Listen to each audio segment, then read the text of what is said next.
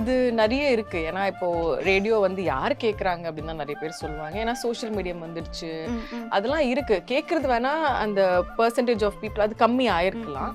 But I think அது வந்து இப்படி பிரிஞ்சு போயிருக்கு. ஏன்னா இப்போ முன்னாடி தியேட்டர்ஸ் மட்டும் தான் போவாங்க. இப்போ ஓடிடி அப்படின்னு இருக்கு இல்லையா, அந்த மாதிரி தான் வந்து எல்லாமே எல்லா மீடியமும் வந்து நிறைய வந்திருக்கு. ஸோ மக்கள்லாம் அப்படியே இது பண்ணாலும் I think radios magic will always be there.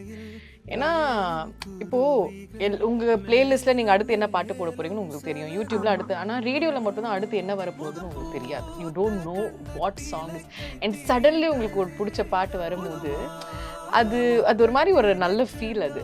So I think நான் இது கிளீஷியாக இருந்தாலும் ஐ ஆல்வேஸ் சே, என்ன வேணா டெக்னாலஜி, என்ன வேணா வந்து ஹைடெக்கான சோஃபா பெட் வந்தாலும் அம்மா மடி மாதிரி வேற எதுவுமே கிடையாது. அந்த மாதிரி தான் ரேடியோ.